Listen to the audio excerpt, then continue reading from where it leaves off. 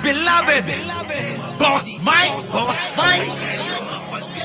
Cervera.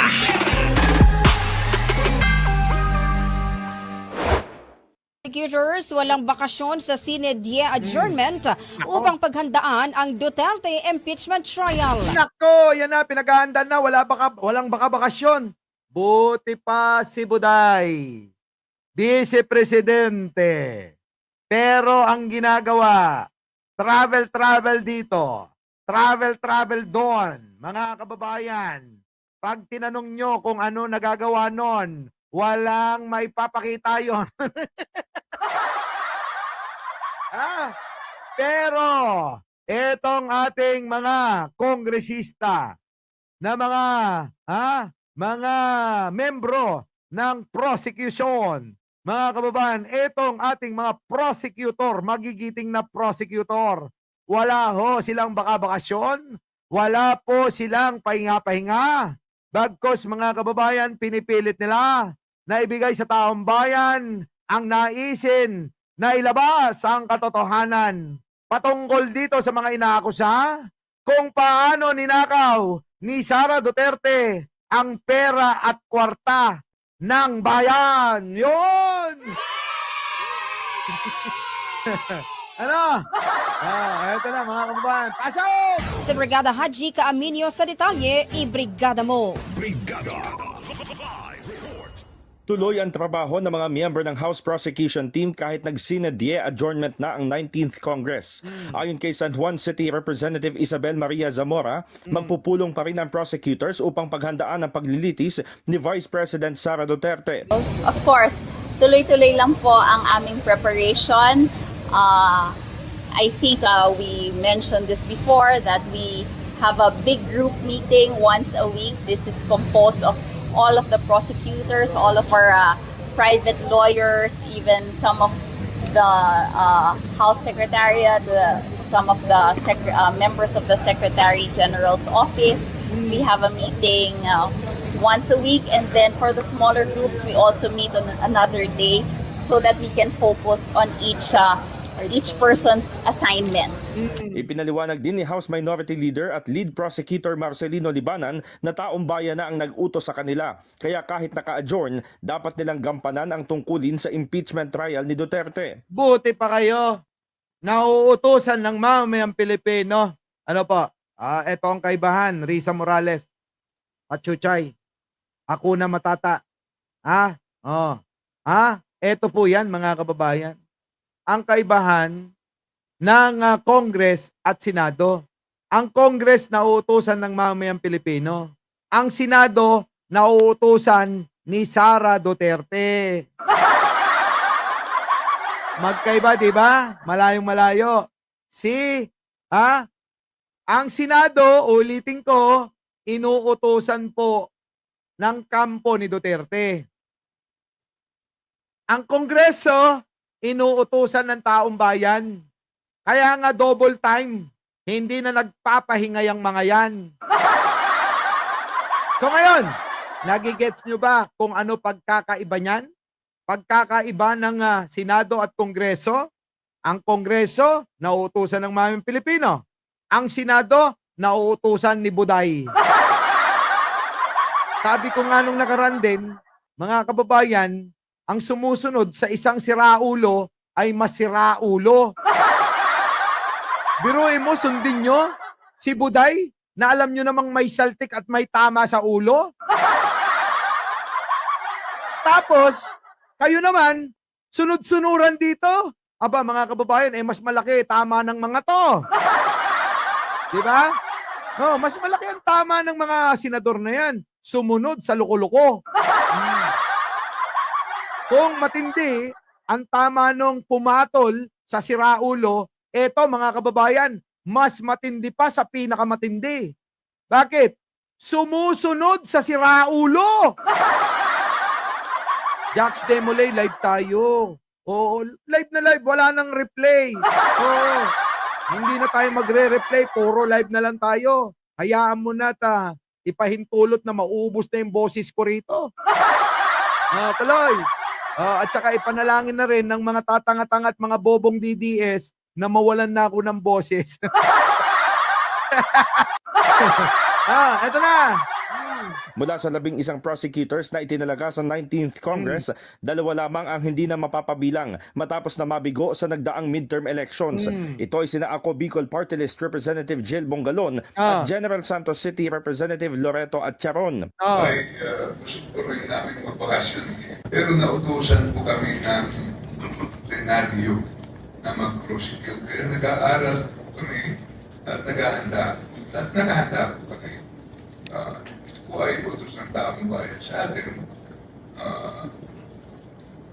Pero sabi nga nila, it takes to tango, di ba? Pag nag-prosecute kami, wala namang court, kaya anong magagawa po namin. Kaya nandito tayo sa prosecutor. Na thankful naman kami na may patutunguhan din doon. Na Kuya Cesar. Basta mahalaga yung mga kasama mo dyan. Oo. Huwag kang mag-alala, ituloy nila, ihabilin mo na lang kung ano yung gusto mo sabihin at gawin, di ba? Chanel Pares, ano? Si Chanel Paris eh, huwag kayo matawa.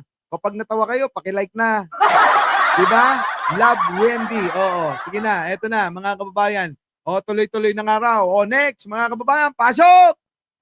Tayo mga kabrigada ang House Prosecution Panel, kumpiyansang makukuha ang sapat na numero sa impeachment trial kay Vice President Sara Duterte. Brigada Haji Camino, ibrigada mo! Yan mga kababayan, kita nyo naman, Christian Salayon, Pat Reed, Bunny Boy, Erma Kaisip, Christian, shoutout sa inyo lahat. Jaime Sabanal. Eto na, mga kababayan.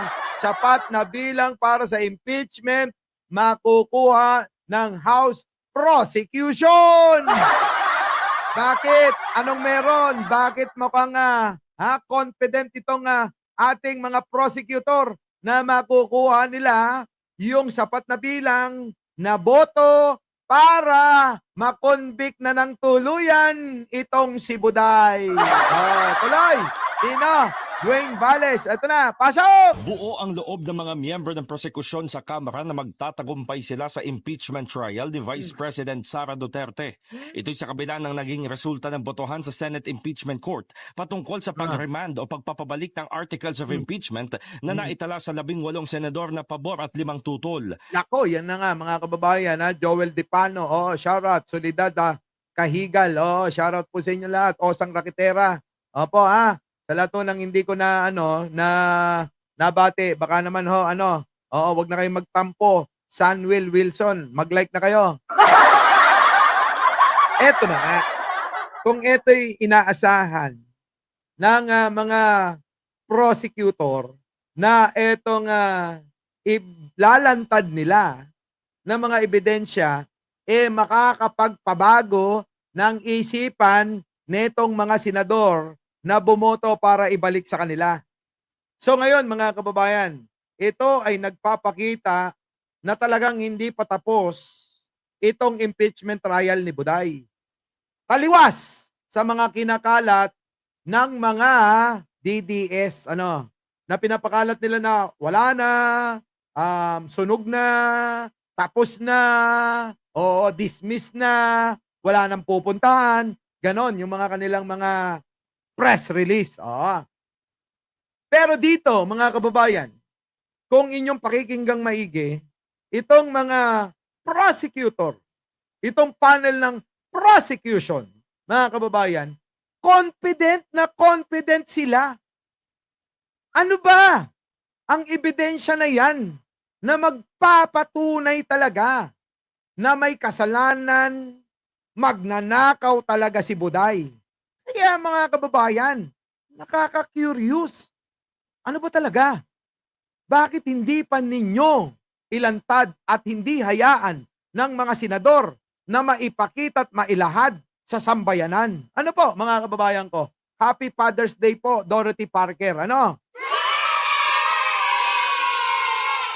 Kaya mga kababayan, maraming mga Pilipino nagtataka ngayon. Yun at yun ang katanungan. Ano bang kinakatakot nyo kung wala naman kayong tinatago? Bakit ba kayo natatakot sa mga prosecutor kung alam nyo naman na kayang-kaya nyong sagutin at magagaling ang abogado ni Buday? Di po ba, mga kababayan? Oh. Sa press conference ng prosecution panel, sinabi ni Antipolo City Representative Romeo Acop na kumpiyansa pa rin sila, lalo't minsan sa kasaysayan ay nangyari na ang pagbaligtad ng senator judges, partikular ang impeachment trial ni dating Pangulong Joseph Estrada. Totoo yan, mga kababayan. Maraming nagbaliktaran. Agnorin P. Reyes. Maxi. Maraming nagbaliktaran nun, mga kababayan. Nung makita yung mga ebidensya, nung bang pigilan, bakit kaya? Bakit pinipigilan na buksan ang envelope na yan? Parang ganito rin yan. Parehas na parehas. Bakit pinipigilan na ilahad ang mga ebidensya kung wala naman talagang dapat na ikatakot? Di po ba? Bakit? Ang tanong ko, tanong nyo rin po ba yun? Yung bang bakit nila pinipigilan at bakit sila natatakot na malaman ng taong bayan? Paki-comment nga, mga kababayan. Tanong nyo rin po ba yon? Tanong ko. Yung po bang, ano ba ang kinatatakot ng mga senador na ito? Itong mga katropa na si Raulo, ng kapwa nila si Raulo. Sa tingin nyo, mga kababayan ko, ano ba? Meron bang tinatago o wala? Kung naniniwala kayo na may tinatago, press 1. Kung naniniwala kayo, mga kababayan, na na walang tinatago, mga kababayan, press 2. Sa mga hindi naniniwala, sa mga naniniwala na may tinatago, 1. Sa mga naniniwala na walang tinatago, 2. Pasok! Becky, baklang mataba, baklang mataba. Hating Becky, gusto ng yubaba. Confidential fan, saan na napunta? Hindi na nga mahanap, mukhang naubos na. Ginastos pinustay, gusto pang magpapatay. Di na may presidente, naku masama yan, day. Kita nyo, mga kababayan ko. Ayan, puro 1. Walang nag-number 2. Minsan, ito mga DDS, minsan makipag-participate kayo. Para naman tulad ni Act Philippines, ayan nakikipag-participate. Para marinig naman namin ang inyong kung ano yung inyong katangahang opinyon. Para lang sa ganun, malaman din namin na may mga tanga talaga. Di ba? Kita nyo? Ayan, mga kababayan ko. Di ba? Pilit tinatago. Tuloy, eto na. Kasi nakita na yung ebidensya as the gentle lady from Batangas said, wala pang naipresenta ng ebidensya. Siguro pag nakita na ng mga tao at saka yung senator judges yung mga pieces of evidence, baka mabago po ang isip nila. Naniniwala rin si Batangas Representative Jervil Luistro na masyado pang maaga para masabi kung magbabago ang pananaw ng mga senador. Correct. Wala pa kasi ni isang article of impeachment na naipipresenta. Samantala, wala na raw si Boy 10K, mga kababayan. Paubos na yung buhok niya. May pagulis-gulis pa.